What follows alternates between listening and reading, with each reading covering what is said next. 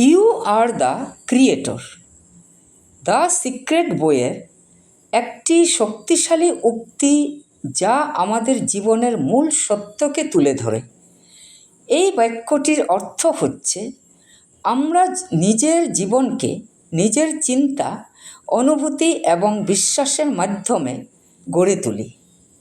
আমাদের আশেপাশে বাস্তবতা, পরিস্থিতি বা ঘটনার পেছনে আসলে আমাদের মনোভাব ও চেতনার শক্তি কাজ করে। সংক্ষেপে বললে, আমরা যেমন ভাবি তেমনই জীবন তৈরি হয়। এখন কথা হলো, ল অফ অ্যাট্রাকশন কীভাবে কাজ করে।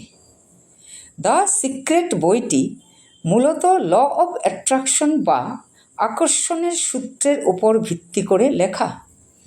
এই সূত্র বলে, আপনি যা ভাবছেন এবং যেটাতে মনোযোগ দিচ্ছেন সেটাই আপনি আপনার জীবনে আকর্ষণ করছেন।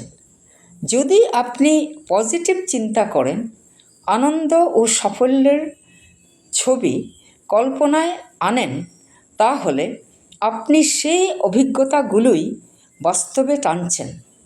আবার যদি আপনি ভয়, অভাব, দুশ্চিন্তা বা ব্যর্থতার কথা ভাবেন, তাহলে সেগুলোকেই নিজের জীবনে নিয়ে আসছেন। রাফি ঢাকার উপকণ্ঠে থাকা এক তরুণ। এসএসসি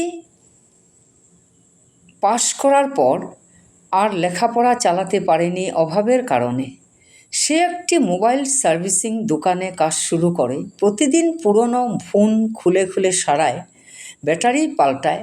অনেকেই ভাবত এখানেই হয়তো তার জীবন আটকে থাকবে, কিন্তু রাফি অন্যভাবে ভাবত। তার মনে সবসময় একটা ছবি ভেসে উঠত। সে নিজের ডেস্কে বসে কোড লিখছে, নতুন অ্যাপ তৈরি করছে, আর সারা বিশ্ব তার অ্যাপ ব্যবহার করছে। সে ভাবত, আমি গরিব হতে পারি, কিন্তু আমার স্বপ্ন বড়। আমি একজন সফটওয়্যার ডেভেলপার হব।